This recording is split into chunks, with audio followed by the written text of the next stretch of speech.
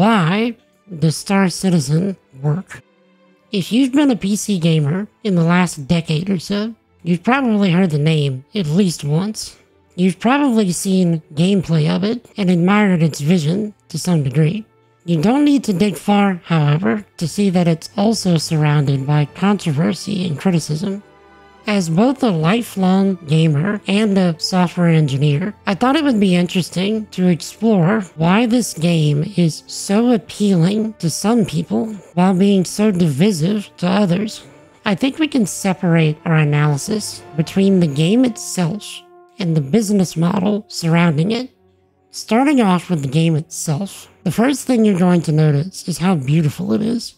CIG has spared no expense to make every visual detail look as pristine and polished as possible, considering the game's current state. Everything is thematically grounded, and it's difficult to not make parallels to Star Wars. The city of Orison floats amid the gas giant of Crusader in the same way that Cloud City floats in Bespin. New Babbage is a comfortable paradise nestled in the otherwise harsh snows of Microtech, which gives off serious Hoth vibes. Lorville feels like Coruscant with its massive structures and bustling city life. Area 18, on the other hand, feels like Nar Shaddaa with its more dirty, seedy, and entertainment vibes. Speaking of Star Wars, another thing Star Citizen reminds me of is Star Wars Galaxies. It was my first MMO and was a largely open sandbox game set within the Star Wars universe.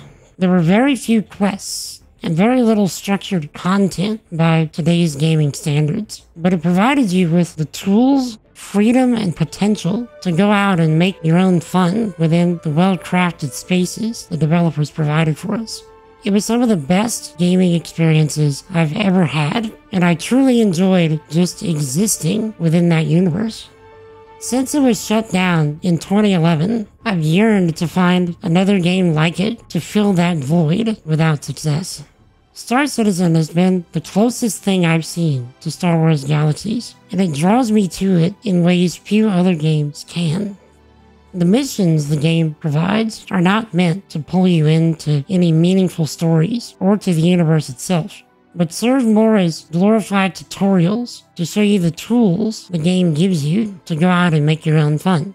After you've done a few and understand the game mechanics, you can safely ignore them if you so choose.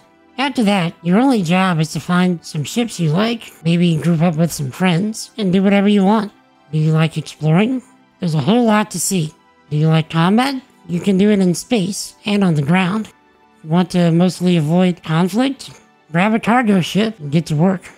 Want to just casually do something while listening to an audiobook? Jump on a vulture or a reclaimer and do some salvaging while sitting alone in an asteroid field. You have the tools and the freedom to make your own fun. And there's nothing quite like the feeling of potential you get when you blast out of your hangar while the Orison choir sounds off all around you. The potential of the game is further highlighted by its business model. Unfortunately, not everything here is as positive as it seems. If you didn't know anything about the game at the start of this video, you would probably assume I've been talking about a finished project that's getting steady updates. You would be mistaken. Generally speaking, there are 5 stages of development when making a large game like this. Design, in which the game is initially structured and a bare-bones proof of concept is built.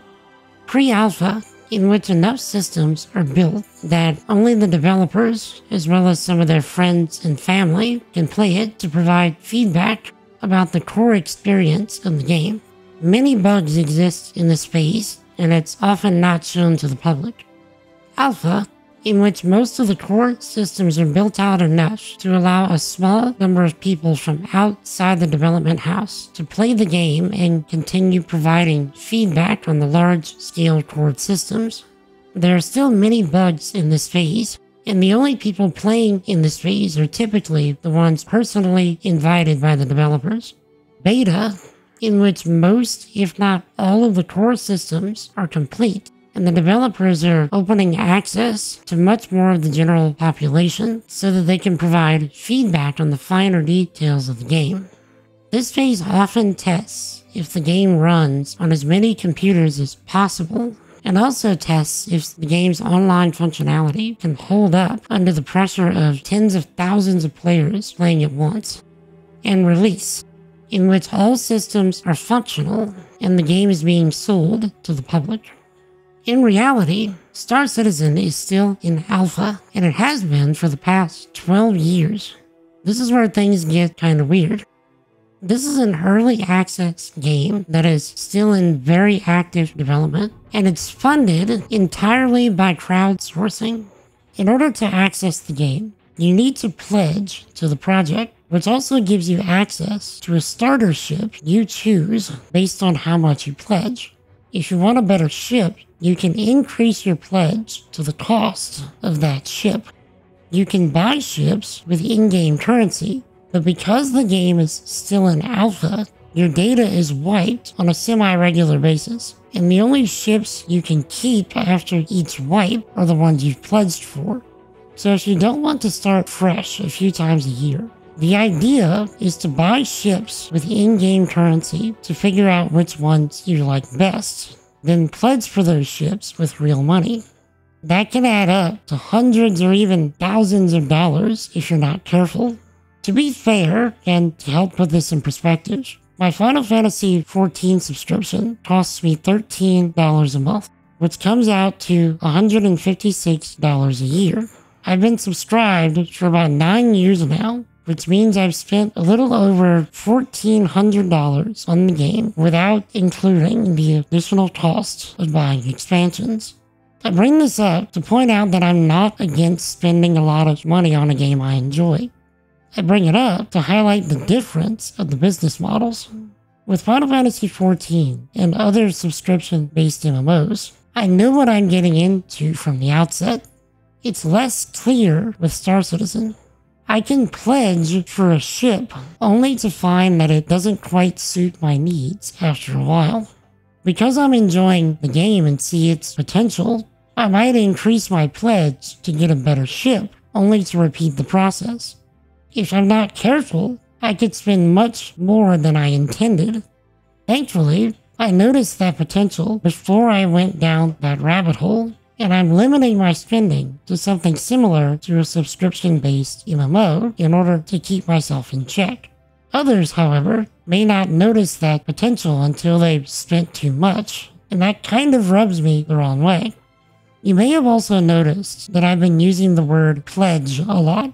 That's because you're technically not buying the game, because there is technically no game to buy.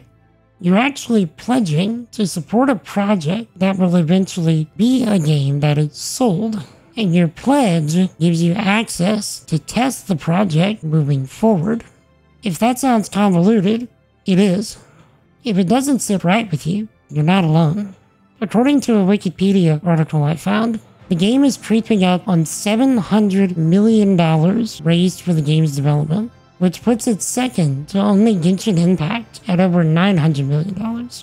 The difference is that Genshin Impact is a completed project receiving updates, while Star Citizen is still in alpha since 2013. With all that time and money, it's reasonable to expect a highly polished and functional experience. Yet the game is still experiencing bugs in its core systems. Before I air my grievances, let me remind you that I am a software engineer and can appreciate how difficult and daunting of a task it is to build a system even a tenth as ambitious as this game. The fact that this game runs at all at this scale is a technological marvel that deserves to be studied and admired. I can also appreciate that it's still in alpha with everything that entails. With that being said, I see a lot of scope creep in this project. Scope creep is when the size and scale of a project grows until it either no longer serves its intended purpose, or it becomes too bloated to be manageable or functional. Something you often see in scope creep is unfinished features that get largely abandoned when new features are introduced into development. This is either because the developers become so excited about the new thing that they neglect the previous work they were doing, or because someone in a position of authority forces them to abandon their current work to focus on the new thing. In either case, this can leave the project increasingly unstable as features continue to be introduced, developed, and left unfinished. For example, while recording the footage for this video, my ships would occasionally flip over. Sometimes my hangar would look like it's giving birth to my ship before it would do a sick kickflip right after being born. Another time I fell through a solid floor into space and was ended by a lack of air. Another time I got stuck inside a space station while trying to fly out of it and it almost blew up my ship. I witnessed multiple elevators with nothing in them that would drop you into the void if you tried going in. I've been completely stuck on furniture to the point that I needed to submit a character repair request so that I could continue playing. That's not everything, but I think you get the point. I think all of this begs two questions. How do they keep getting money, and where's it all going? As for the how, I think CIG is very aware of how the potential of this project can appeal to such a wide variety of people. If you've ever been interested in science fiction, I can pretty safely assume you've imagined going to space and sailing the stars to some degree. This game appeals to that dream on multiple levels, and the marketing team knows just how to push those buttons. They also combine that with the hype over the sheer magnitude of this project, both in what it is and what it will be. This is easily one of the most ambitious games known to man. So appealing to our innate desire to be part of something big is a no-brainer. That leads to the question of where all that money is going. If all you're seeing is the surface-level gameplay and the admittedly numerous bugs, it can be easy to assume a lot of the money is going to waste. Let's look a little deeper under the hood. One of the key pillars this game is built on is its persistence. What that means is that every ship, every item, and every bit of debris exists on a server forever until that server is reset. That's a lot of data to handle on its own.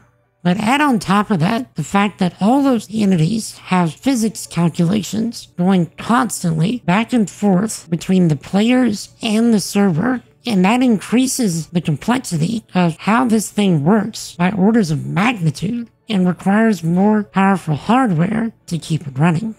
It's also worth noting that once you're in a server, there are no loading screens whatsoever, which means that the entire game universe needs to exist on some level to every player on a server simultaneously without buckling under the load of every entity existing forever with active physics calculations running on them while the players are interacting with everything. I find it difficult to imagine the research and development involved to make this thing run.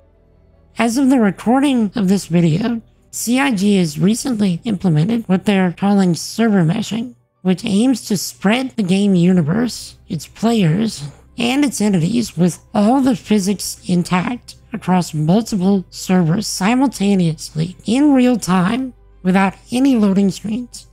What that means is that while you and everything else is moving around the game universe, all that data will be physically moving from server to server in such a way that certain areas of the game will be controlled by certain servers.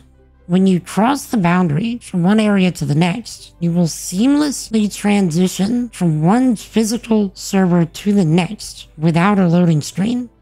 This will allow them to have more players present at a time, which only increases the complexity of handling all the additional entities involved. To my knowledge, this has never been done to this magnitude, and I can imagine making it happen is insanely expensive.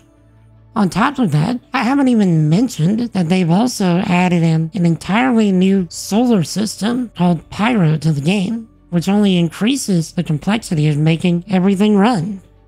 With all of that being said, I think we can answer the question of why Star Citizen works by focusing on its potential, ambition, and scale.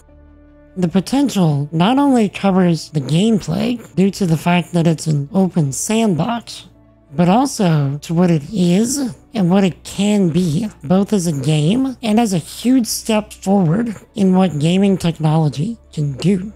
As I mentioned before, this is one of the most ambitious gaming projects we've ever seen on a conceptual, technical, and marketing level, and that simply cannot be understated. The scale and complexity is so massive that it rivals and in some points even exceeds other similar massive projects like No Man's Sky, GTA, or Skyrim. Is the business model odd? Yes. Does it give me pause? Sometimes. But we also can't deny how expensive something this massive and complex is to make. What do you think? Why does this game work for you? If you don't like it, why does this game not work for you? Let me know in the comments. Like and subscribe if you enjoyed this video and would like to see more analyses like this for other games. Thank you so much for watching. Jesus loves you. I love you. Stay awesome.